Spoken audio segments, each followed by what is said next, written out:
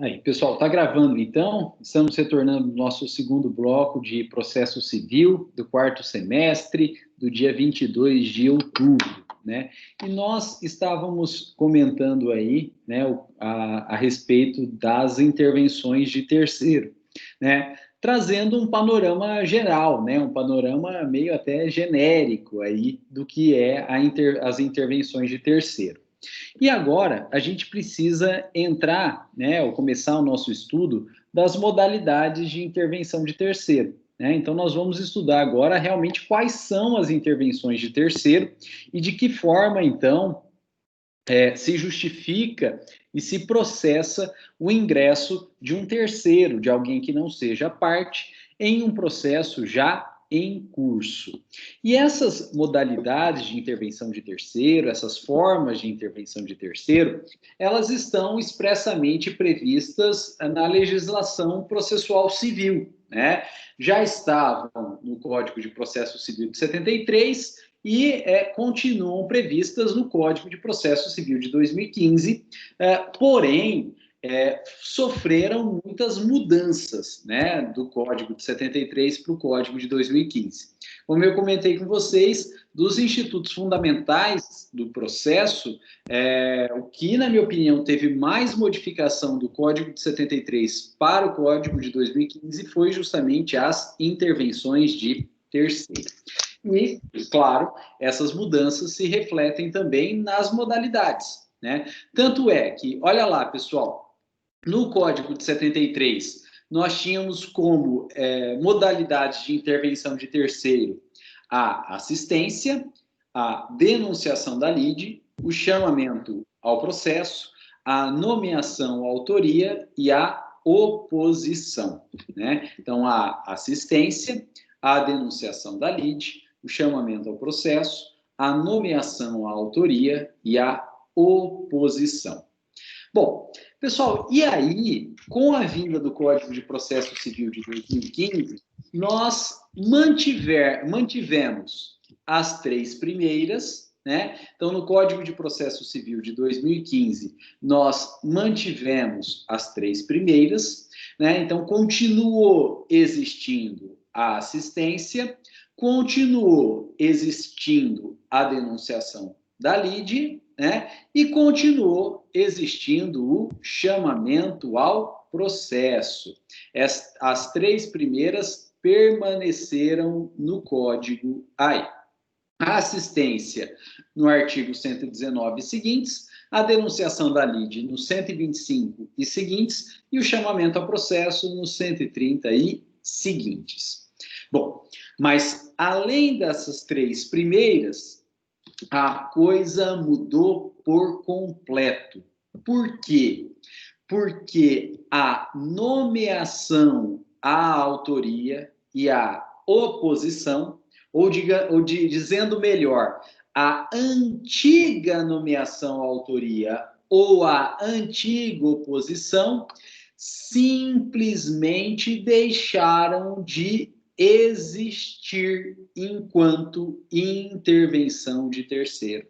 Então, o que era nomeação à autoria e o que era oposição no CPC de 73 simplesmente deixaram de existir no Código de Processo Civil de 2015. Hoje, nomeação à autoria e oposição não são mais intervenções de terceiro. Não são mais intervenções de terceiro. E o Código de Processo Civil, além de ter, então, revogado a nomeação à autoria e a oposição como intervenções de terceiro, criou mais duas, que são incidente processual de desconsideração da personalidade jurídica, né? Incidente processual de desconsideração da personalidade jurídica, prevista aí no artigo 133 e seguintes do Código de 2015, e que a gente já comentou várias vezes ao longo do nosso encontro de hoje, o amicus curiae. Bom, pessoal, e com isso, quais são, então, as modalidades de intervenção de terceiros que a gente tem no Código de Processo Civil de 2015? Nós temos 5.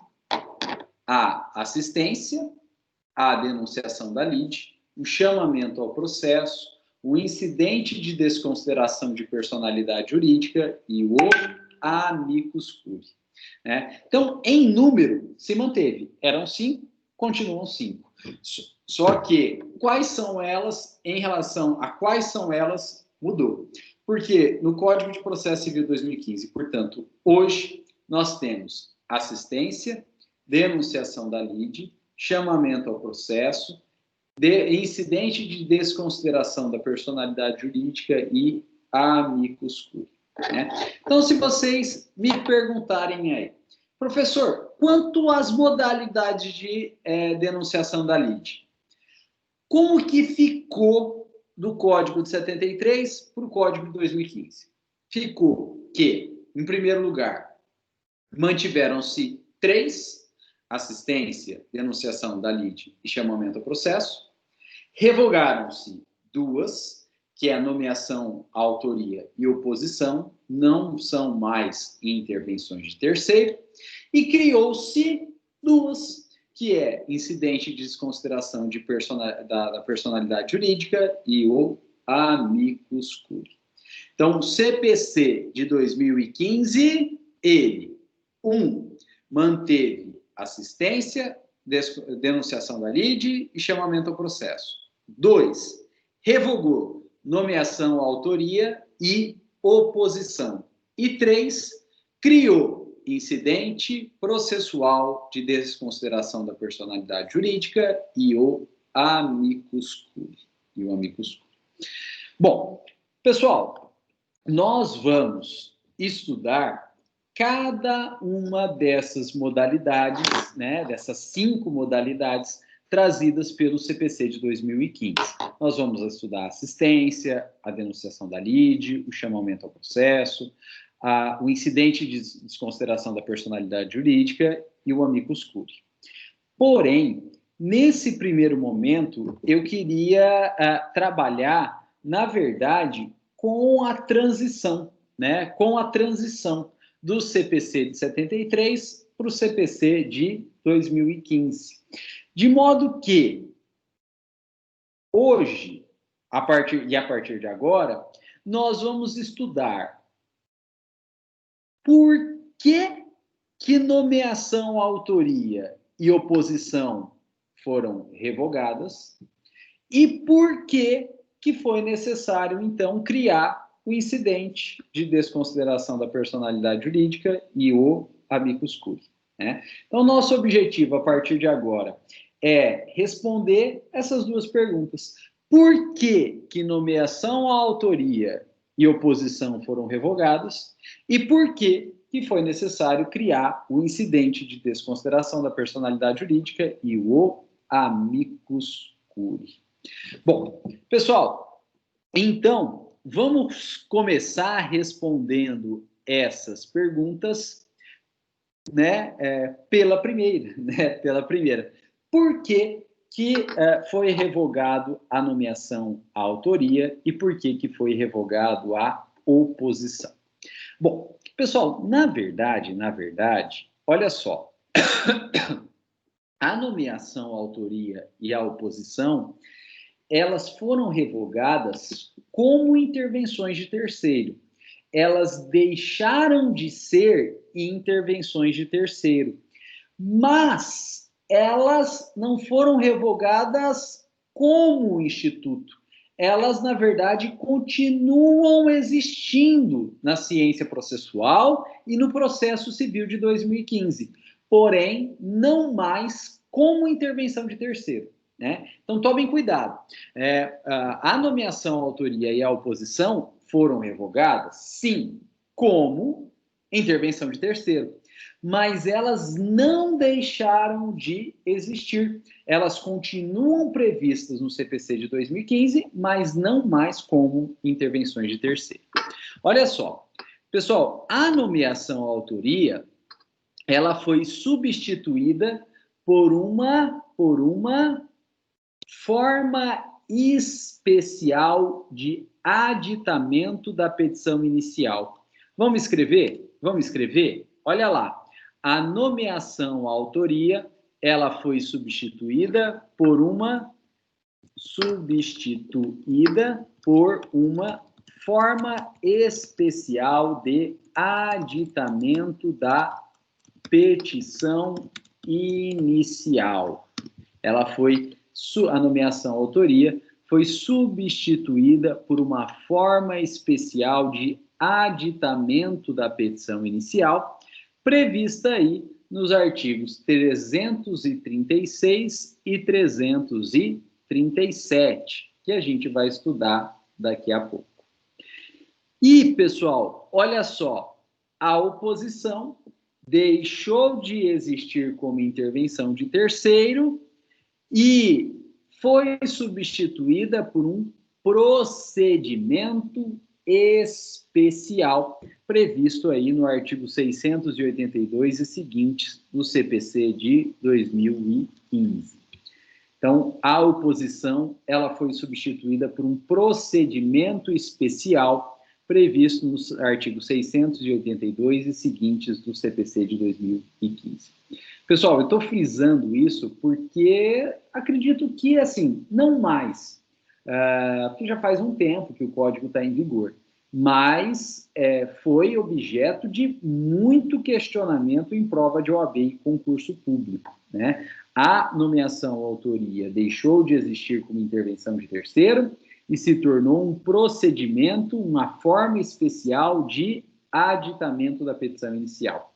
E a oposição deixou de existir como intervenção de terceiro e se tornou um procedimento especial, né? Então, hoje, o que era a nomeação à autoria é uma forma especial de aditamento da petição inicial, e hoje, o que era oposição é um procedimento especial. Bom, pessoal, vamos começar o nosso estudo, né, com o que era a antiga nomeação à autoria, né? Vamos começar aí o nosso estudo com o que era a antiga nomeação à autoria. Pessoal, a nomeação à autoria, né, nada mais é do que nomear, dar nome à autoria, ou seja, para o autor, né? Na nomeação à autoria, né, nada mais é do que dar nome ao autor, Veja, é nomeação à autoria, não é a nomeação da autoria, não é o nome do autor, é dar um nome ao autor. E quem faz isso? É o réu.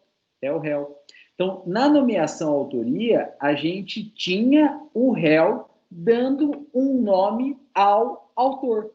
E quando que isso acontece? Quando o autor entrou errado com a ação. Então, o autor fez a sua ação e propôs a ação em relação a um determinado réu. Mas errou o réu. E aí o réu, então, dá o nome de quem realmente deveria ser o réu naquela ação. Dar o nome de quem realmente deveria ser o réu naquela ação. Para quem? Para o autor. Por isso que chama nomeação à autoria. Então, o autor entrou contra o réu. Só que entrou errado. Não era para ser aquele réu, né? Não era para ser aquela pessoa no polo passivo. E aí o réu, então, dá um nome de quem deveria estar no polo passivo, de quem deveria ser o réu. Essa pessoa, essa outra pessoa que deveria ser o réu, ela não faz parte do processo. Se ela não faz parte do processo, ela é terceiro. Então, o réu está dando o nome de um terceiro para o autor colocar aquele terceiro no processo. E aí vocês vão me perguntar, professor, por que o réu faria isso? Por que que o réu seria cagueta? Por que que o réu seria X9? Simples. Porque se o réu não deveria ser réu e está lá, se ele não faz nada, quem vai dançar é ele. É ele. Então, quando ele, então, faz a nomeação à autoria, dando o nome do terceiro que deveria ser réu, se o autor aceitar, o autor vai tirar o réu como réu e vai colocar o terceiro no lugar dele. Tudo bem, o terceiro vai dançar. O terceiro vai se tornar réu. Mas para o réu inicial, fazer a nomeação à autoria é uma pátia vantagem. Por quê? Ele, réu original, sai. E no lugar dele que vai entrar o terceiro. O terceiro dança. Mas o réu originário se livra do processo. Essa é a ideia da nomeação à autoria. E para entender, pessoal, nomeação à autoria, a gente precisa saber português. Porque, veja, é a nomeação AA. E o AA, craseado, a gente substitua pela preposição para. Então, nomeação para a autoria, para dar nome à autoria, né? Não é o que muita gente pensa aí de nomeação da autoria. Se fosse nomeação da autoria, a gente estaria dando o nome do próprio autor. Isso não faz sentido. O autor já é parte, no polo ativo, mas já é parte. É nomeação à autoria. E quando a gente, então, entende esse a craseado, que é o artigo mais a preposição a gente entende que isso só pode ser feita pelo réu, porque o réu é que pode dar nome de um terceiro ao autor. E o réu fará isso para ele sair do processo e o terceiro entrar no nome dele. Bom, só que, infelizmente, no Código de Processo Civil de 73, essa nomeação à autoria era muito restrita. Por quê? Porque o Código de 73 não admitia que o réu fizesse nomeação à autoria, que o réu desse o nome do terceiro que deveria ser réu em todo e qualquer caso.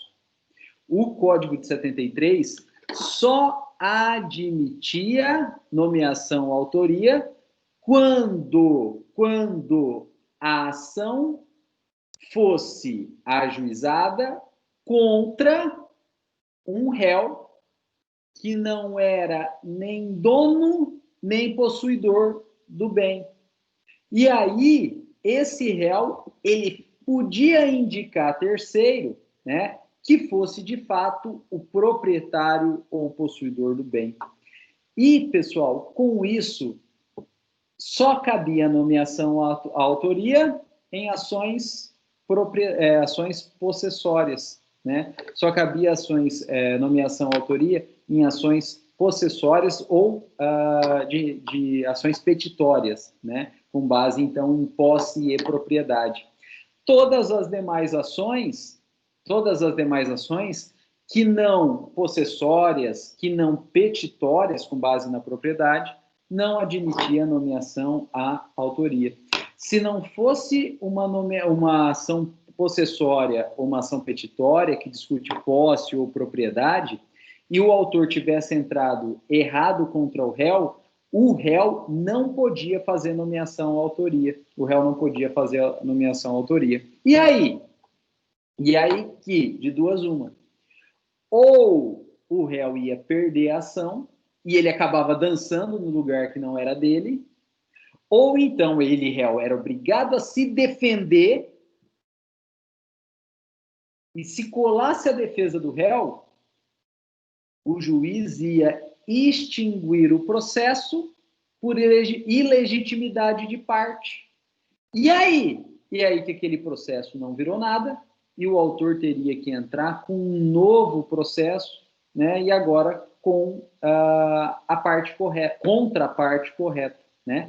Por exemplo, uma ação de indenização, né? Errou o réu. É indenização? Não é possessória? Não. Não é petitória? Não. Não discute posse nem propriedade? Não. O réu está errado. Não podia fazer nomeação autoria, não podia indicar quem deveria ser o réu certo, o processo ia tramitar, e se ficasse provado que no curso do processo, mas só lá no final, que o réu estava errado, o juiz extinguia o processo, sem julgamento de mérito, porque não pode condenar quem não deveria ser réu, por ilegitimidade de parte. E aí o autor, então, teve todo aquele processo, demorou anos, não virou nada, e tinha que repropor o processo desde o início aí, né? Então, a nomeação autoria, ela, quando, né, prevista como intervenção de terceiro no Código de Processo Civil de 73, ela era interessante, porém muito limitada, porque só era cabível, então, em ações possessórias ou petitórias, em que o réu, então, deveria indicar quem é o real proprietário, o real possuidor. Pessoal, é o que falava para a gente, hoje está revogado, claro, mas é o que falava para a gente o artigo 62. Ele falava o seguinte: aquele que detiver a coisa em nome alheio, sendo-lhe demandado em nome próprio, deverá nomear a autoria o proprietário ou possuidor. Pessoal, e como só era cabível para indicar o proprietário ou possuidor, a doutrina falava que só cabia, na verdade, intervenção de terceiro, chamada nomeação ou autoria, no caso de fâmulo da posse, né? Para a doutrina do CPC de 73, só cabia, então, nomeação à autoria no caso de fâmulo da posse. Quem já ouviu falar aí de fâmulo da posse? É um nome complexo, né? É um nome complexo. Dá a impressão aí que é algo, né, de outro mundo. Fâmulo da posse. Não. Sabe quem que é o fâmulo da posse? É o caseiro, né? O fâmulo da posse é o caseiro. Então, veja, olha só. Existe uma determinada propriedade e nessa propriedade tem alguém morando. Tem alguém morando nessa propriedade. E aí, né, por qualquer circunstância do destino, né, qualquer circunstância do destino, alguém entra com uma ação possessória ou uma ação petitória aí, em razão dessa determinada propriedade, e coloca no polo passivo quem está morando naquela propriedade. Coloca no polo passivo quem está morando naquela propriedade. E entra com ação contra essa pessoa. E essa pessoa, então, ela é citada de uma ação possessória ou petitória.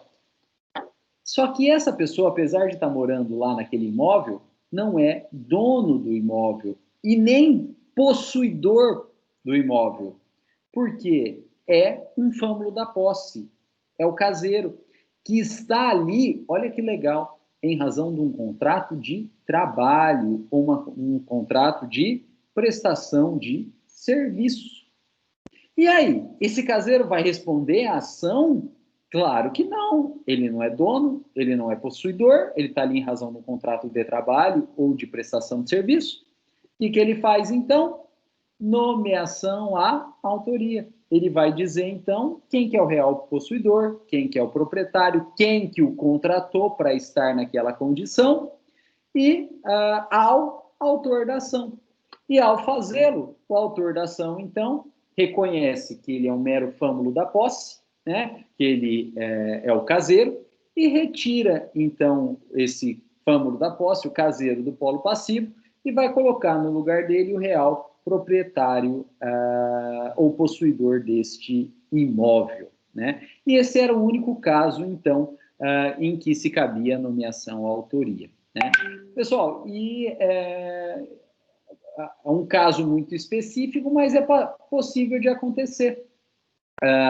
Por exemplo, aí, a antiga CESP, né, hoje Rio Paraná, ela, há um tempo atrás, entrou com um monte de ação de reintegração de posse contra imóveis lindeiros ao reservatório da usina hidrelétrica, né, de Ilha Solteira, de Dois Irmãos, né, de Água Vermelha, de Jupiá. né, que são os famosos ranchos, né? E vários ranchos, eles possuem instalação, né, e ocupação por caseiros, né, para tomar conta daquele determinado rancho. E por um equívoco, então, a CESP move a ação de reintegração de posse contra o caseiro. Ou, se não foi a CESP que equivocou, mas foi, por exemplo, o oficial de justiça, né, que foi lá e citou o caseiro, né, foi lá no imóvel, não encontrou mais ninguém, cita o caseiro, né. Esse caseiro, ele não vai poder responder aquele processo, porque ele não é possuidor, ele não é proprietário, ele até aparenta ter posse. Daí porque o nome fâmulo da posse, porque é quem aparenta ter posse, mas não tem posse, não tem propriedade de fato. Então, esse caseiro, fâmulo da posse, ele vai fazer a nomeação, a autoria ao autor, né? Ele vai indicando aí quem é o possuidor, quem é o proprietário. E aí a CESP, então, né, altera o polo passivo, tira o caseiro e coloca o real possuidor, real proprietário aí. Bom, pessoal, mas no CPC de 73 era o único caso. Todos os demais casos, quem fosse citado errado tinha que tocar o processo e se conseguisse provar que estava errado, mas aí só no final do processo, o processo seria extinto, mas respondeu o processo integralmente aí, né? Respondeu o processo integralmente. E, por outro lado, né, se colasse essa alegação do réu, mas só ao final, o autor, então, perderia, mas só no final do processo, levaria um tempo muito grande para isso e teria que mover uma outra ação. Em razão dessa grande limitação que tinha a nomeação autoria, apenas para caso de fâmulos da posse, indicando a autoria, o proprietário ou o real possuidor, é que entendeu-se, então, que a nomeação autoria não tinha propriamente grande valia, não limitada da forma que era. E aí, então, o Código de Processo Civil de 2015 resolveu ampliar, né? O Código de Processo Civil de 2015 resolveu ampliar. E ampliou tanto, que passou a ser permitido, então, em todo e qualquer caso. E ao ser permitido em todo e qualquer caso, em toda e qualquer situação, ela deixou de ser uma intervenção de terceiro e passou a ser uma regra própria e comum do procedimento, da sequência de atos processuais.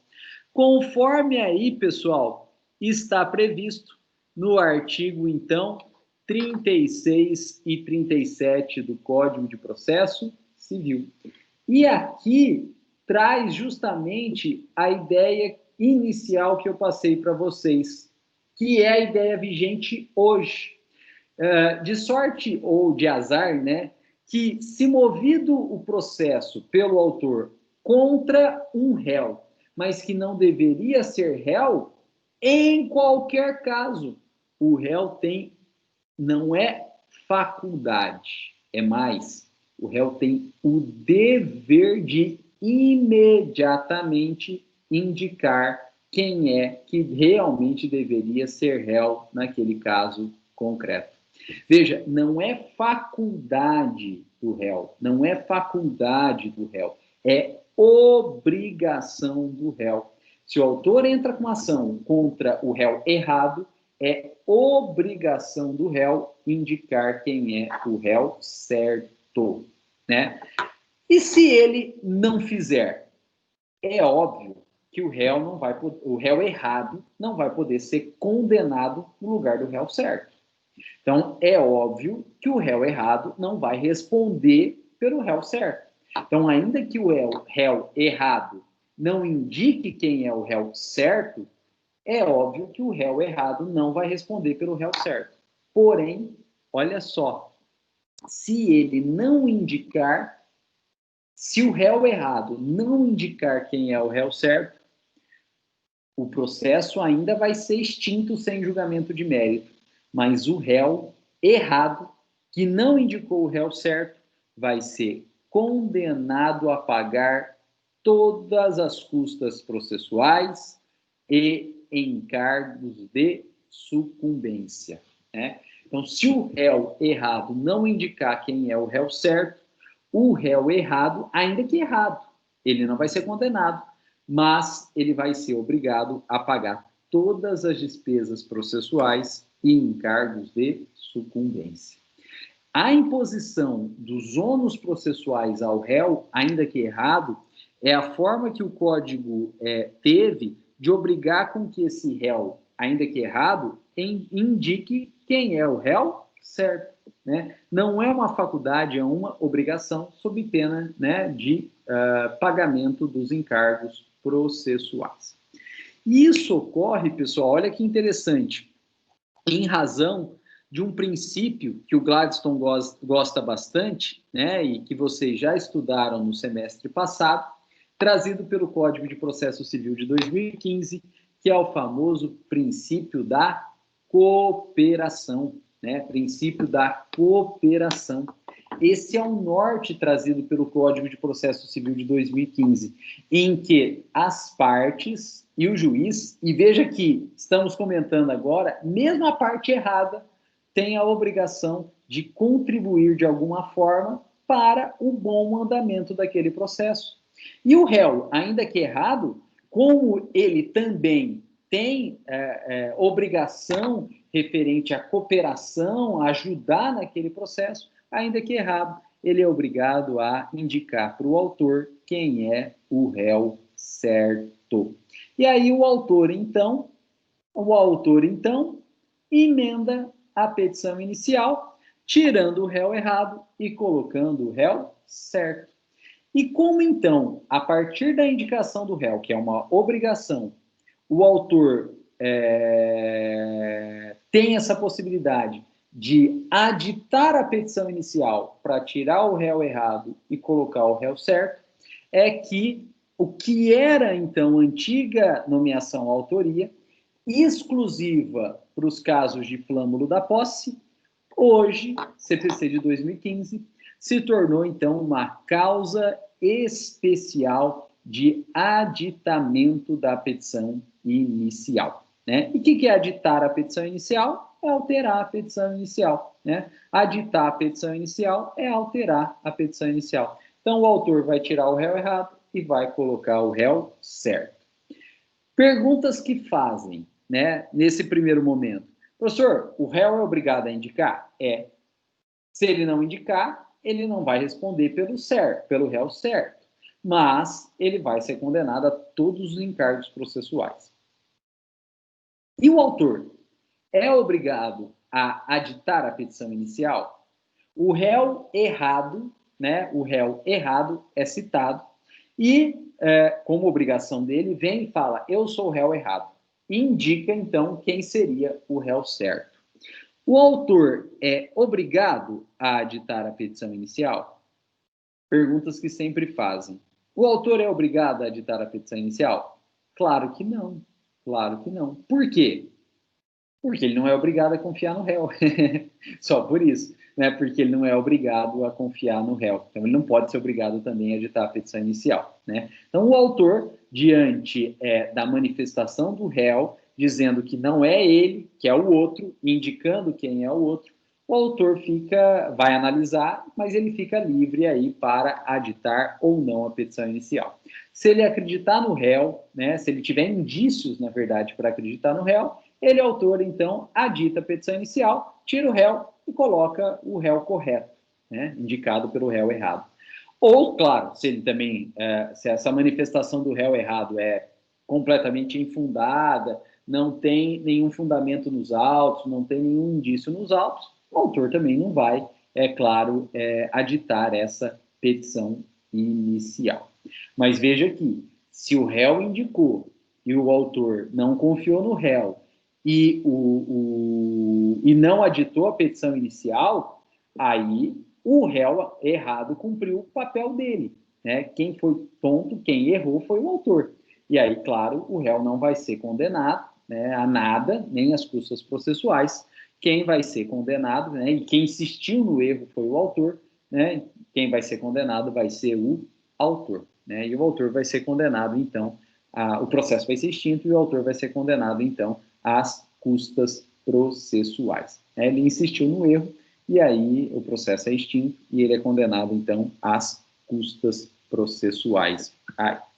Bom, pessoal, então, o que era nomeação ou autoria vira uma causa especial de aditamento da petição inicial. O réu errado citado, ele tem a obrigação de indicar quem é o réu certo, e aí, a partir dessa indicação do réu certo, o autor ele pode ou não aditar a petição inicial, né? E aí vocês vão me perguntar, professor, mas o autor não pode aditar a petição inicial? Isso não, a petição inicial não foi feita pelo autor, ele não pode aditar, ele não pode alterar a petição inicial? Pode, pode, pode. Mas nós já estudamos aqui o fenômeno da estabilização subjetiva da lide. E pelo fenômeno da estabilização subjetiva da lide, o autor só pode aditar a petição inicial até a citação. O autor só pode editar a petição inicial até a citação. Por quê? É a citação que gera, então, o fenômeno da estabilização subjetiva da lide. Depois da citação, o autor não pode mais editar a petição inicial. Agora, como aqui se trata de uma indicação pelo réu errado do réu certo, é evidente que o réu, ainda que errado, ele só vai poder se manifestar no processo depois que ele for citado. Então, a rigor, já houve citação. E se já houve citação, o autor não pode mais editar a petição inicial, a não ser que tiver uma regra especial. E tem. Que regra especial? Quando o réu errado, ainda que citado, indicar quem é o certo, aí o autor, a partir da indicação do réu errado, poderá, então, aditar a petição inicial. Então, vejam que é uma causa especial de aditamento da petição inicial, porque ela quebra a regra da estabilização subjetiva da lide, porque ela é feita, ela é um aditamento à petição inicial feito após a citação do réu, né? É uma causa especial de aditamento da petição inicial, porque ela é feita após a citação do réu. E, com isso, a nomeação à autoria deixou de ser uma intervenção de terceiro, porque, enquanto a intervenção de terceiro era muito limitada, e só cabia, então, nos casos de fâmulo da posse, e passou a ser, na verdade, uma causa especial de aditamento de petição inicial, possível após a citação, por indicação do réu, em qualquer caso, seja ação possessória, seja ação petitória, seja ação de indenização, seja qualquer tipo de ação aí, né? Só não ação de divórcio. Já pensou em entrar com ação de divórcio contra o réu errado, né? Aí tem que estar muito alienado, né? Então, ação de divórcio, né? Não sou eu que sou casado com você, não, é o outro. Já pensou? Mas em tese pode, né? É ser muito alienado, mas em tese pode. Aí, né? Até ação em divórcio, até ação de divórcio, né? Entrou contra o cônjuge errado, né? Pelo amor de Deus aí. Bom, e com isso, né? A gente não, né? O Código de Processo Civil tornou essa ideia, né? Que embasava a antiga nomeação autoria como algo muito mais genérico, geral e, portanto, muito mais útil do que era a nomeação à autoria. Pessoal, a antiga nomeação à autoria, ela só servia para uma coisa, cair em prova, né? Nada mais, né? Só servia para cair em prova, nada mais. A aplicabilidade prática dela era zero.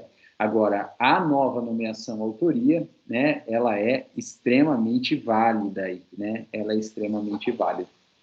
E eu tive a oportunidade, né, de fazer não é mais nova a nomeação autoria, né? A gente não pode falar dessa forma, é uma causa especial de editamento da petição inicial, e eu já tive a oportunidade, né, de usar várias vezes aí, né? Por exemplo, a ação movida contra uma empresa, mas citando aí um ex-funcionário, né? A pessoa era funcionária, a pessoa era gerente da empresa, só que ela foi dispensada, né? Ela teve o contrato de trabalho rescindido. E aí as pessoas, os autores, sabiam que aquela pessoa era funcionária da empresa, era gerente da empresa, citava toda a empresa em nome daquela pessoa. E aquela pessoa ficava recebendo um monte de citação, só que ela não tinha vínculo empregatício, ela não representava mais a empresa. E aí a gente procedia, então, na forma do 336, do 337, indicando quem era o novo gerente ou quem era o dono da empresa ao autor, né? Fazia uma petição pura e simples, né? Falando, olha, fulano de tal era, não é mais, desde tanto, gerente da empresa e, consequentemente, não tem poderes para representar a empresa.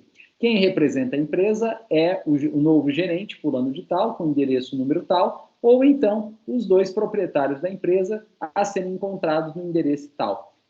Do que se requer a exclusão do ex-funcionário da presente demanda. Ponto. Batia no processo, o juiz dava vista para o autor requeria a citação da empresa em nome aí do novo gerente ou dos proprietários, belezinha, né? Fiz várias vezes aí já e tranquilo, né? Tranquilo. Então, acabou dando uma amplitude e uma utilidade muito maior da antiga e extremamente limitada nomeação à autoria. Pessoal, com isso, a gente terminou a antiga nomeação à autoria, que se transformou, então, uma causa especial de editamento da petição inicial. Alguém tem alguma dúvida? Alguém tem alguma pergunta? Fique à vontade. Cleusa. Eu vou fazer uma pergunta, mas assim, é só uma dúvida e acho que nem faz parte do conteúdo agora, mas é só um sim ou um não. Mas uma pergunta aqui. Por exemplo, esse réu errado aí, ele depois, ele poderia pedir uma indenização por danos morais ou não cabe? Essa é uma questão. E a outra, no caso, por exemplo, por exemplo, o réu errado, ele não entrega o réu correto. E aí ele sabe que ele vai ter que arcar com as despesas do processo, né? Mas aí, supondo que o réu certo fala, você fica na miúda aí, que depois você não vai ser condenado mesmo, eu pago as custas, isso não daria margem para rolo? É só uma questão que me surgiu aqui. Olha só, em regra, veja, em regra não tem dano moral para o réu, né? Por quê? O próprio processo tem um instrumento para ele, réu, se livrar, né? Então, todo mundo está sujeito a sofrer uma ação, né? Errou, aí. Mas todo mundo está sujeito a sofrer uma ação. Então, o simples fato de mover uma ação contra alguém não necessariamente vai gerar algum tipo de dano, né, para essa determinada pessoa. E o réu tem instrumentos para se livrar, indicando quem é o certo. Então, em regra, eu não vejo como condenar o autor a pagar uma indenização ao réu errado. A não ser que uma situação muito peculiar, né? Por exemplo, aí, uma ação de execução e o autor erra, né? A ação de execução de título extrajudicial. Você tem o nome do devedor escrito lá, você tem a qualificação do devedor lá, e o autor erra, né? E sendo uma execução, vai negativar o nome do executado. Então, aí é um erro crasso, né? Uma coisa muito gritante, né? E sendo execução, negativa o nome da pessoa. Ou não é execução, é uma ação de falência, né? O credor entra com uma falência em vez de da empresa A contra a empresa B. A ação de falência, ela traz por si, né, um caráter pejorativo muito grande. Então, em regra, não tem indenização, a não ser que for um erro crasso ou uma situação muito drástica, né? Mas dano moral por si, eu também não vejo, porque faz meio parte, né? É igual quem está no trânsito pode vir a colidir, né? Como ser colidido, né? Meio que faz parte aí da regra do jogo, né? Entendi. Da justiça. Então, como regra geral, não. Mas se conseguir provar uma situação peculiar, algo que vai além, que é um erro muito grande, um erro crasso, ou algo que vai além da normalidade, aí, no caso concreto, vai ser analisado e, eventualmente, pode dar direito à indenização. Mas, em regra, não. E a segunda pergunta há um conluio entre o réu errado e o réu certo, e aí o réu certo manda o réu errado ficar na miúda, né? Porque o réu errado não tem um gato para puxar pelo rabo e o réu certo tem, né? E aí?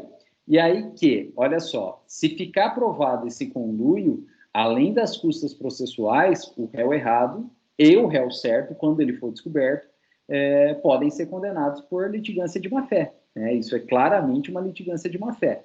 Então, o réu errado, nesse caso, ele está sujeito às custas processuais, aos encargos de sucumbência, mais as penas do artigo 81 de litigância de má-fé. Inclusive, e isso é expresso no artigo 81, pagar a indenização ao autor. Né? O réu errado vai ter que pagar a indenização ao autor.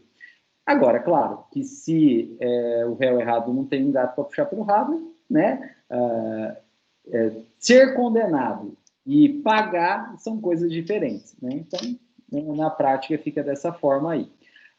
Agora, veja só, isso não quer dizer que o réu certo não seja encontrado. Por quê?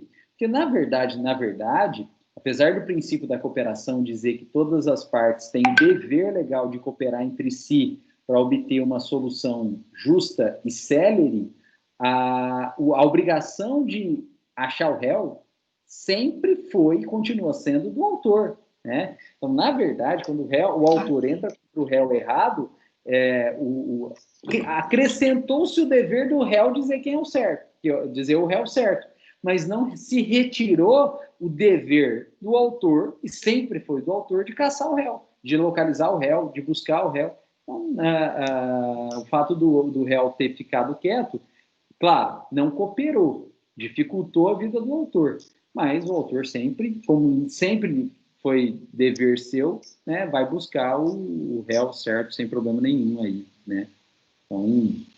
Então faz parte, né? Isso aí faz parte. Por exemplo, se citar o pai para que o pai entregue o filho, é lógico que ele não vai entregar, né? A maioria dos casos não vai, né? E da mesma forma, se citou o filho para entregar o pai, o filho não vai citar o pai, né? Ele não vai entregar o pai, né? Então, quantas vezes aí a gente encontra, por exemplo, a mãe na casa, e aí a mãe fala, o réu citando é meu filho, mas olha, ele não mora aqui e eu não sei onde ele mora. Claro que sabe, né? É óbvio que sabe, ninguém é tonto, né? Mas ela não é obrigada a indicar, né? O oficial de justiça não vai exigir e o juiz também não vai exigir, porque, né? Fica, né? Veja, vocês estão tendo direito penal e vocês já viram que existe o crime de favorecimento pessoal e favorecimento real. Porém, esses dois crimes de favorecimento pessoal e favorecimento real, eles têm escusa absolutória, que é o parentesco, né? Então, você esconder um foragido crime, favorecimento pessoal, mas se esse foragido for teu filho ou teu pai, não que você não tenha cometido em si um ato ilícito, né? Você cometeu um ato típico ilícito, porém não culpável, né? Você não pode exigir que o pai caguete o filho, que o filho caguete o pai, né? Então, há uma escusa absolutória no crime de favorecimento pessoal e favorecimento real, né? Então, na prática é isso, né? E o autor continua sempre tendo a obrigação de caçar o réu, né? Não tem jeito. Ok, ok, entendi, professor, obrigado. Como diria o Luciano, perfeito, professor. Obrigada. Imagina. Pessoal, mais alguma pergunta? Não? Bom, então com isso a gente terminou a nomeação à autoria, né, e a gente viu por que ela deixou de existir, porque ela era muito limitada, e em que ela se transformou, que foi uma causa especial de aditamento de petição inicial, muito mais amplo, porque serve após a citação e para todo e qualquer caso. E agora, então, de forma mais rápida, a gente estuda aí por que a antiga oposição deixou de ser intervenção de terceiro e passou a ser agora um procedimento especial. A oposição, então, era uma intervenção de terceiro e ela deixou de ser intervenção de terceiro e ela se transformou em procedimento especial. Bom, pessoal, nós já comentamos aqui sobre o termo oposição. Lembra quando eu falei para vocês que o terceiro ele pode intervir quando o interesse dele for próximo do autor e aí ele vai junto do autor. Ou o terceiro pode intervir quando o interesse dele for próximo do réu e aí ele vai junto ao réu. Ou o terceiro pode intervir quando o interesse dele é contra o autor, então ele vai para longe do autor. E, simultaneamente, contra o réu. Aí ele vai longe do réu também. Ele não está próximo nem do autor, nem do réu. Ele é um terceiro autônomo dentro do processo. E quando eu falei isso para vocês, eu pedi para vocês guardarem o nome disso. Eu disse que o nome é oposição.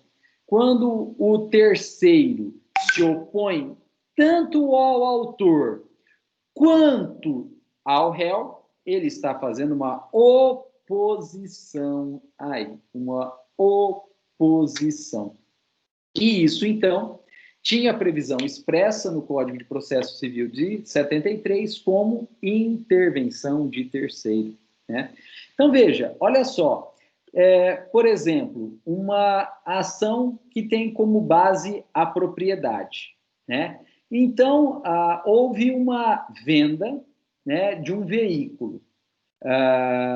Houve uma venda de um veículo. E aí, o veículo, então,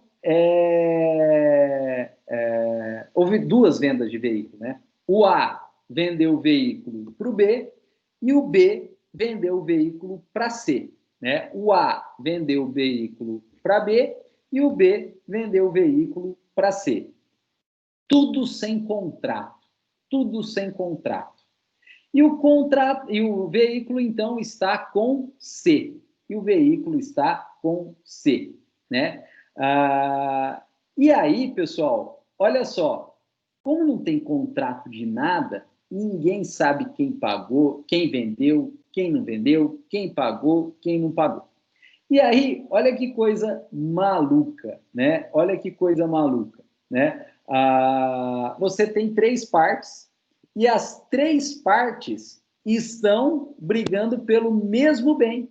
Você tem três partes e as três partes estão brigando pelo mesmo bem. Gente, olha só. Se o A entrou com uma ação contra o B e só contra o B, brigando por esse veículo que está com o C, você não vai deixar barato. Vai entrar, vai intervir nessa ação e falando, olha, o veículo está comigo, porque apesar de estar em nome de A, não é mais do A, porque ele vendeu para o B. Mas eu não estou defendendo o B. Eu estou dizendo que o A vendeu para o B e que não é do A. Para eu poder dizer que também não é do B, porque o B vendeu para mim C. Então, os dois estão brigando pelo veículo aí, mas o veículo não é nem do A e nem do B. O veículo é meu, do C aí, né? Isso é chamado de oposição.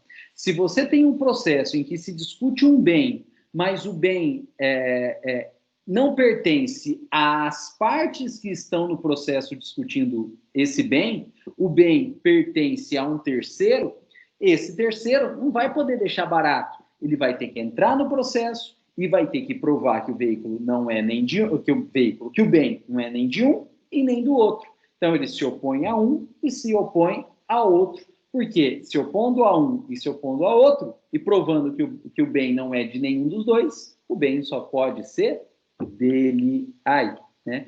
Essa é a ideia de oposição. Essa é a ideia de oposição.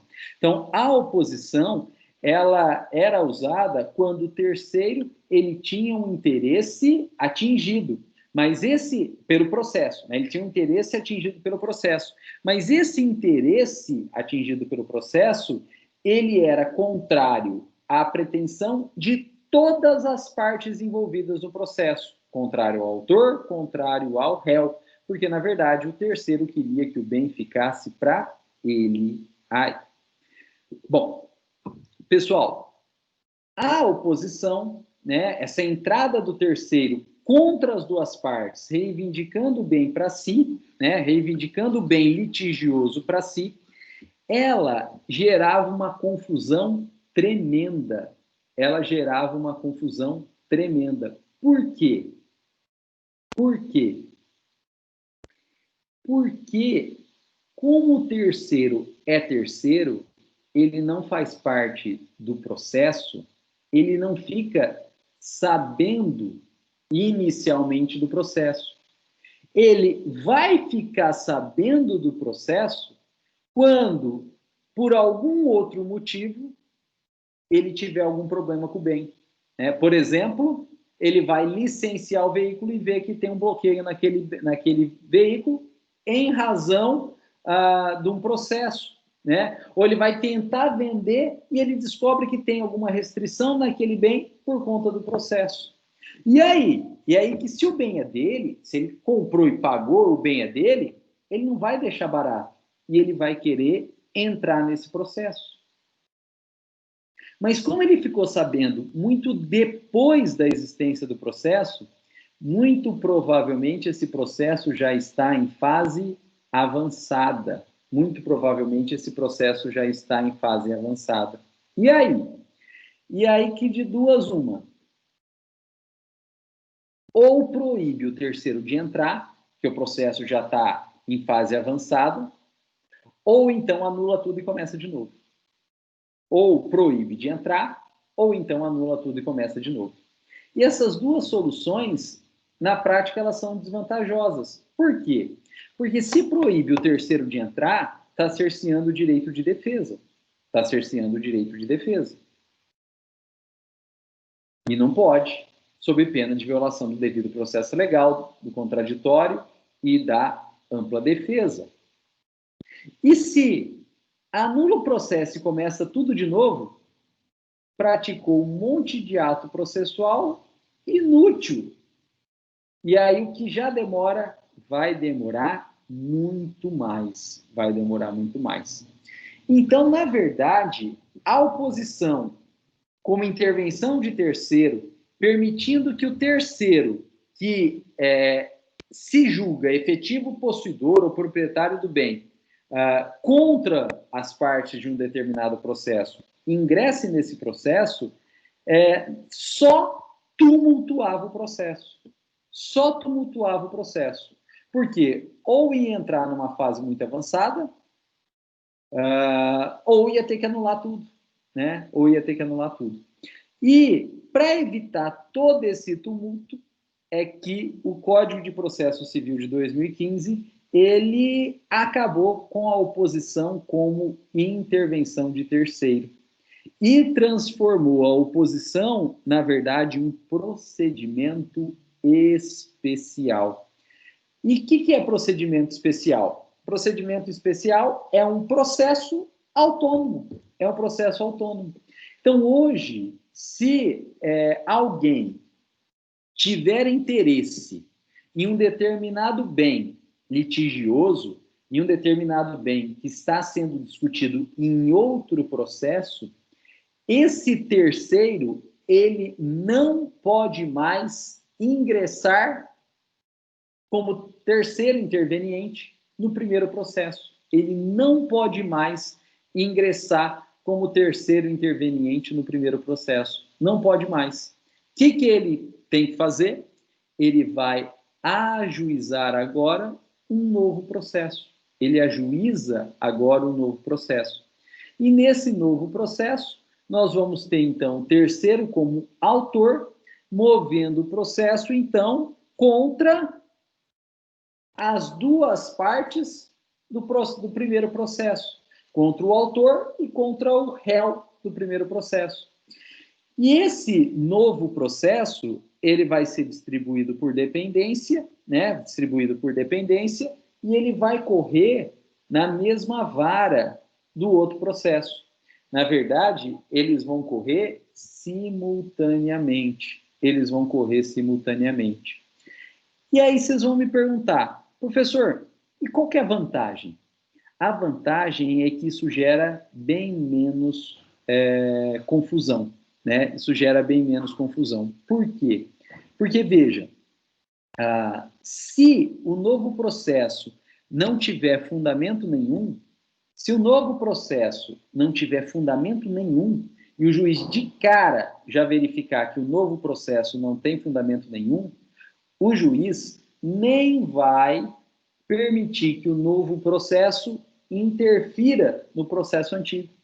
E o juiz vai tocar o processo antigo como já estava fazendo, sem interferência nenhuma. Sem interferência nenhuma. De modo que o processo antigo ele vai terminar no tempo que ele deveria terminar regularmente, sem interferência do novo processo. Agora, olha que interessante. Se o novo processo, se o juiz verificar que o novo processo tem sim fundamento, o juiz ele vai suspender o processo antigo. Então, se o juiz verifica que o novo processo sim tem fundamento, o juiz suspende o processo antigo. Vai parar? Vai. Mas parar é diferente de anular e ter que fazer tudo de novo. Então, para. Mas não precisa refazer atos processuais já praticados. E vocês vão me... Mas parar, o terceiro não vai conseguir se manifestar. Claro que vai, porque ele não vai se manifestar no processo que está parado. Ele vai se manifestar no processo que ele mesmo ajuizou. Então, ele vai ter condição de produzir todas as provas que ele quiser, né? Ele vai ter condição de produzir todas as provas que ele quiser. E depois de produzidas as provas do novo processo, ou seja, quando o novo processo estiver no mesmo grau, né, de desenvolvimento, de andamento processual, de estágio processual que o processo antigo, o juiz julga os dois processos de uma vez só. E aí, como ele vai julgar os dois processos de uma vez só, ele vai poder definir de fato quem é o real proprietário daquele bem.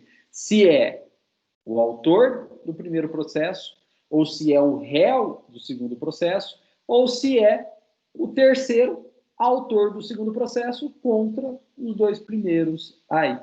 Mas tudo isso, então, sem grande confusão, né? Tudo isso sem grande confusão, né? O que o código fez foi colocar cada uma das partes em um processo diferente, permitindo que todas se manifestem, né? Mas sem um ingerir sobre o outro, ou um sem gerar nulidade do outro, e estando todos os processos em mesmo estágio de desenvolvimento processual ou procedimental, julgando tudo da mesma forma aí, julgando tudo da mesma forma, né? E essa é a oposição, né? A oposição, então, ela é usada quando o terceiro tiver interesse contraposto a ambas. E isso se dá quando se tem, então, a pretensão por um terceiro litigioso, né, de um bem discutido dentro do processo. né? É o famoso é meu, é meu, é meu, né? Cada um quer o bem litigioso para si. E aí vocês vão perguntar, professor, isso é comum? Não, isso é extremamente raro, né? Isso é extremamente raro. O caso que eu vi foi o que eu comentei, foi o único caso que eu vi, foi o que eu comentei com vocês aí, né? Teve várias compra e vendas de um mesmo veículo e tudo sem papel, tudo de boca, todo mundo alegava que o veículo era seu, né? Todo mundo alegava que o veículo era seu. Não tinha documento de nada, não tinha comprovante de pagamento de nada, era tudo testemunha aí.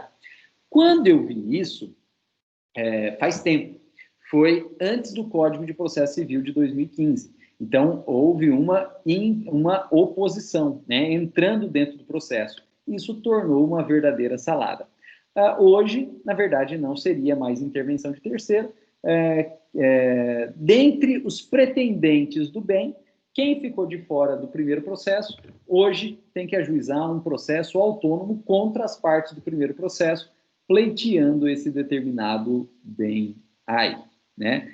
E a ideia, né, como é um caso raro de acontecer, a ideia do código foi pegar uma situação que já era extremamente complicada e tentar facilitar um pouquinho, colocando cada qual dentro do seu processo. Mas isso é bastante raro aí. E quem define para a gente hoje o que é a oposição é o artigo 682 do Código de Processo Civil. E ele fala aí: quem pretender, no todo ou em parte, a coisa ou direito sobre quem controvertem autor e réu, poderá, até ser proferida a sentença, oferecer oposição contra ambos aí, né? Só que essa oposição não é feita mais dentro do próprio processo, ela gera, então, um processo próprio, autônomo, e, porém, né, distribuído por dependência em tramitação conjunta. Gente, isso não é fácil, né? Ainda mais nesse momento do nosso curso aí, e reconhecendo isso, essa dificuldade, é que essa matéria ela é estudada, se eu não me engano, no 7º ou 8º semestre do curso, quando vocês forem estudar aí procedimentos especiais. E dentro dos procedimentos especiais, no Código de 2015, um deles é a oposição, né? E isso vai ser retomado. Bom, quando eu falo sobre isso, dá até na lousa aí. Quando eu falo sobre isso, muita gente pergunta, professor, a oposição, ela é os embargos de terceiro, né? A oposição aí, ela é embargos de terceiro? Não, ela não é, mas é muito parecido, né? Ela não é, mas é muito parecido. E por que normalmente fazem essa pergunta? Porque embargo de terceiro é algo bastante conhecido, né? Embargo de terceiro é algo bastante conhecido. Todo mundo já ouviu falar de embargos de terceiro, né? E por ser muito conhecido, né, as pessoas acabam, quando a gente fala da oposição, relacionando os dois. E tem razão, porque realmente são muito parecidos. Por quê? Porque também nos embargos de terceiro, a gente tem um terceiro brigando pelo bem, né? Nos embargos de terceiro, a gente tem autor e réu de um determinado processo brigando pelo bem. E nos embargos de terceiro, a gente tem também o terceiro brigando por esse bem. O que se parece muito com a oposição. Só que, no caso de embargo de terceiro, o processo originário, ele não tem como objeto o bem em si. Ele não tem como objeto o bem em si. No caso de embargo de terceiro, o processo originário, né, ele é uma cobrança de valor. E aí, como o valor não foi pago, o juiz penhorou um bem, e não é nem do autor e nem do réu, é do terceiro. E aí, se o terceiro, então, quer anular uma penhora, esse terceiro vai propor embargos de terceiro, né? Então, o embargos de terceiro, ele pressupõe a existência de um processo prévio que não tem como objeto o bem, que tem como objeto uma cobrança de dívida. Porém, essa dívida não foi paga e houve uma penhora judicial sobre o bem. Só que o bem não pertence nem ao autor, nem ao réu, o bem pertence a um terceiro, e o terceiro, então, ele está com o bem, mas ele quer desconstituir a penhora, e aí ele ajuiza embargos de terceiro. E o embargo de terceiro, ele tem o condão, se for julgado procedente, de desconstituir a penhora aí. Pessoal, isso é extremamente comum, né? Por exemplo, o A tem um cheque emitido pelo B. O A tem um cheque emitido pelo B. E aí o A entra com uma execução do cheque contra o B. E o B não paga, e o A então pede para o juiz penhorar bens do B.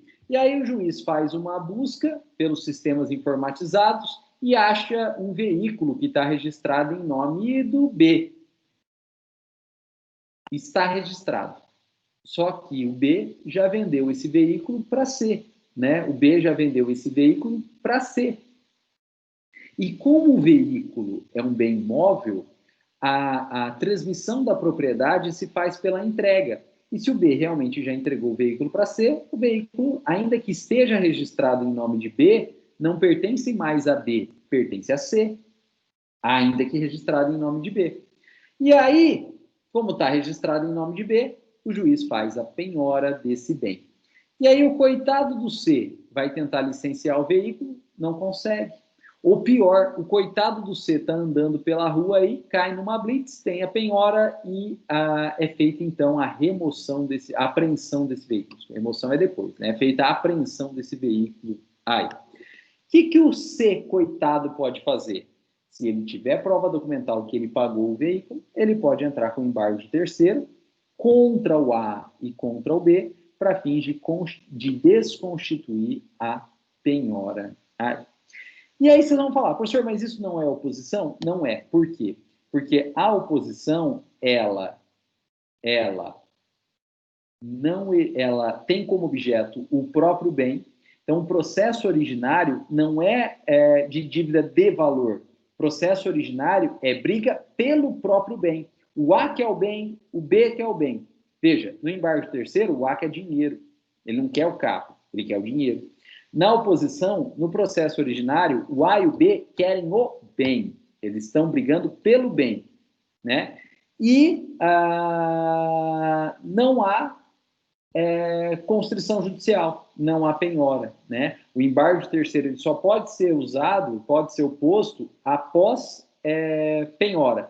E a oposição não, ela pode ser usada a qualquer tempo, né? O que importa para a oposição é estarem controvertendo aí autor e réu pelo bem, né? Pelo bem, né? Não há penhora aí, né? Não há penhora do bem, né? Então essas são as duas diferenças. Vamos marcar aqui, pessoal, vamos colocar uma tabelinha aqui, colocar essas duas diferenças, lembrando que vocês vão voltar a estudar esses dois procedimentos quando vocês estudarem procedimentos especiais do 7º ou 8º semestre. Olha lá, embargos de terceiro e oposição. Primeira coisa, ambos são procedimentos especiais no CPC de 2015. Segundo, ambos servem para um terceiro se opor contra ambas as partes de um primeiro processo. Ambos servem para um terceiro se opor contra ambas as partes do primeiro processo. E terceiro, ambos resultam em processos autônomos. E essas são, então, as 3 semelhanças que a gente tem entre embargos de terceiro e oposição. E agora começa as diferenças. Olha só, no embargo de terceiro, olha só, o processo originário não tem o bem como objeto principal, mas sim é uma cobrança barra execução de dívida de valor que, por não ter sido paga, resultou em constrição judicial sobre um bem cuja posse ou propriedade não é mais do réu, e sim de um terceiro. Essa é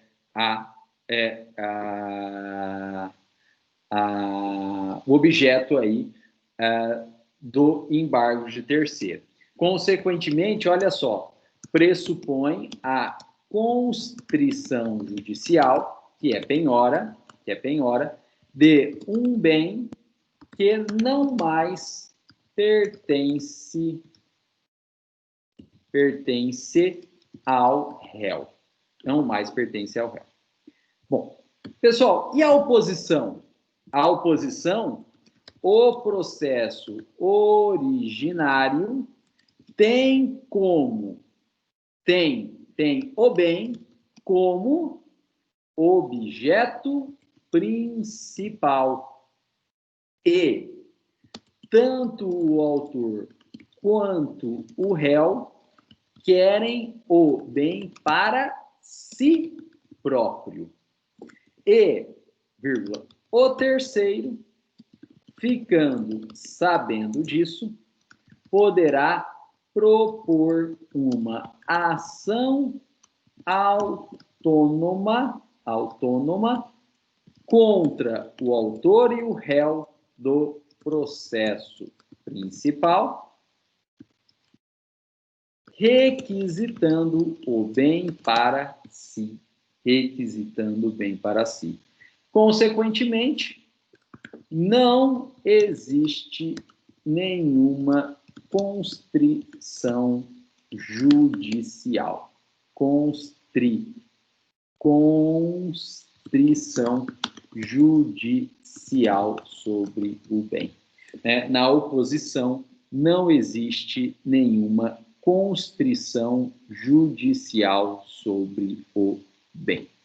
Pessoal, e essas são as 2 diferenças, acho que mais, que a gente tem, então, dos embargos de terceiro e da oposição.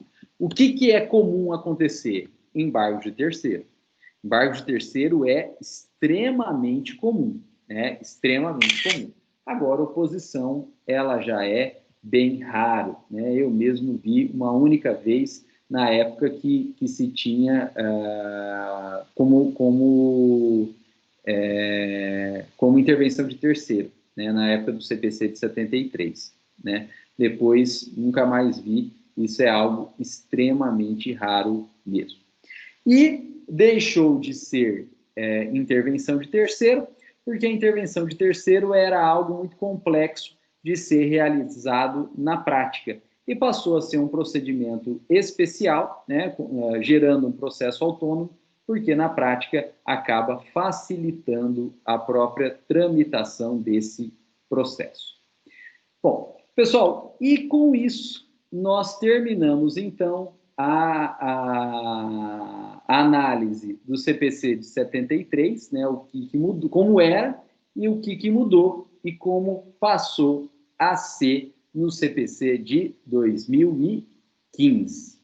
E para a gente finalizar essa parte introdutória das intervenções de terceiro, a gente precisa ver aí por que foi criada o incidente processual de desconsideração da personalidade jurídica e o amicus curiae. Mas isso a gente estuda, então, na próxima aula. Pessoal, eu dei um print na tela referente à tabela que a gente diferenciou a intervenção, os embargos, né, de terceiro e a oposição, e colei aí no chat, né? Tá no chat de vocês. Então, se vocês puderem dar uma olhadinha, eu agradeço. Bom, para o vídeo não ficar muito longo, eu vou encerrar a gravação agora, agradecendo a presença e a paciência de todos, mas a gente continua batendo um papo aí, caso tenham dúvidas, sugestões, críticas, enfim, estamos à disposição. Pessoal, muito obrigado e um grande abraço a todos.